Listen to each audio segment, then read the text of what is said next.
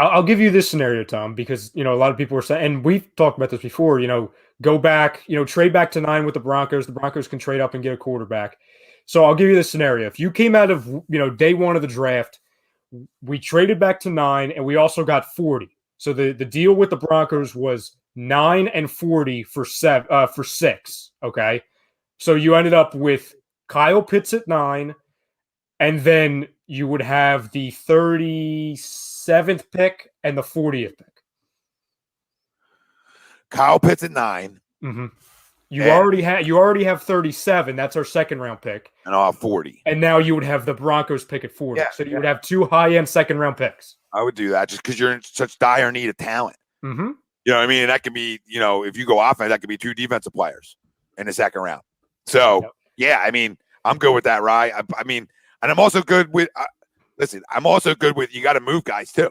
Like, I mean, you're going to see what you got to get back from Zach Ertz. You got to see what you can get back from some other guys that you might try to dangle out there. So I'm curious to see what kind of draft capital they're going to have this year, going in with 7 picks as of right now, right? So, we're going to see what kind of draft capital they can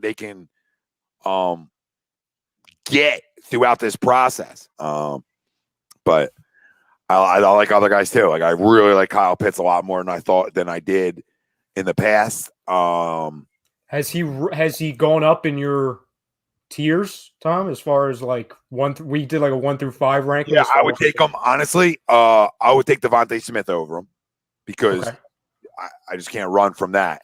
I want to take Jamar Chase over him though. Right, like I just saw a lot of go routes from Jamar Chase, a lot of go route cities. I think Pitts creates more of a mismatch nightmare for you. So your criticism of Chase is that maybe he's just a one-trick pony to where Pitts can destroy a defense numerous different ways. Yeah, but I think Chase is a guy that can be a damn good wide receiver, and I think he's a stud. But a lot of like slants to the house and just go routes. So like I got to see more.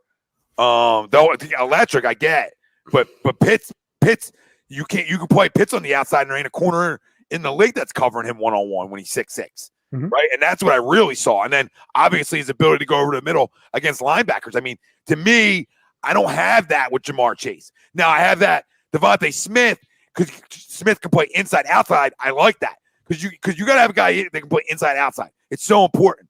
But I'm just more. I'm not a hater of Jamar Chase, but don't take the season off, babe. All right, not my fault. I didn't take the year off. Okay, there's guys who didn't take the year off that look better, and you got to have a stud tight end. Biggest help for your quarterback is a pimp tight end. So it's something to think about. I mean, go watch him, dude. Nobody can cover him. Like he's impossible to cover. And you're gonna go look at his touchdowns. Go look at Jamar Chase's. You're talking about double covered in end zones coming down with the football.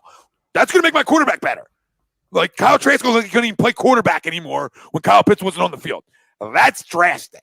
That's impactful. All right. Now Smith is probably just as fucking impactful. He just probably you can cover him better. Maybe I don't know. But Pitts is a mismatch nightmare, and you win in the red zone in this league. Both teams that are in the Super Bowl right now are red zone junkies. Okay, so I need touchdowns in the red zone. Kyle Pitts gives me more touchdowns in the red zone than Jamar Chase does in the red zone. He just does. He does. And probably more than Smith does too. I want to convert third downs, right? I want to stay on the field, okay? And I want a guy who can beat you inside, outside, and 10, 12 catches, I think, when he gets to his prime, right? I think he can be a guy that just eats you up. Now, a little bit depends on health. The only thing different with him, besides Claypool, is he's more of a tight end, Jake. That would be the only thing.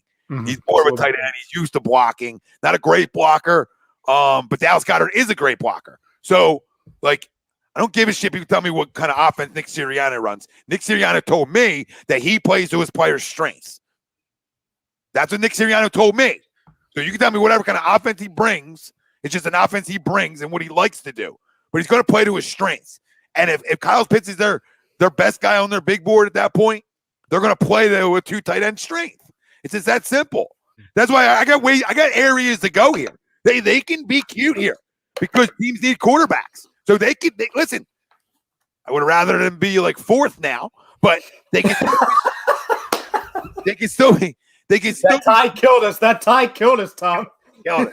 They they can still be cute though, right? To Denver, and I'm sure there's other teams, but you can't trade out of that spot unless you're definitely getting the guy you want moving back 2 or 3 spots. Yeah. You can't. Yeah, like you can't trade. Like I'm really and this ties into when we do the quarterback carousel. Like I'm really starting to like write it down in pen, not like pencil, like in pen, that we're gonna do the trade back to 9 with the Broncos thing. Like it makes too much sense because it gives us another asset, and it gives, because Elway, obviously the Broncos, they have a new GM. I think they're gonna want to get aggressive. They want to make sure they get their guy. So, but to your point, you got to make sure if you're trading back to 9, you're not in a situation where, okay, we are 3 spots back, but then we miss out on Pitts, Surtain, and Chase. Yeah. Because then are we sitting there like, oh my God, we got to take we got to take Farley. I know people like Farley, but you know what I'm saying? Like, we got to take a friggin' D end. Like, I don't want to trade back for that extra asset, but then be stuck as far as, oh my God, all of our guys are going off the board. No, I don't think that would happen, just because I think the rush of quarterbacks is, if anything, is going to push some of our guys back. You never know, though, right? You just never know. Yeah. Your pants down, right?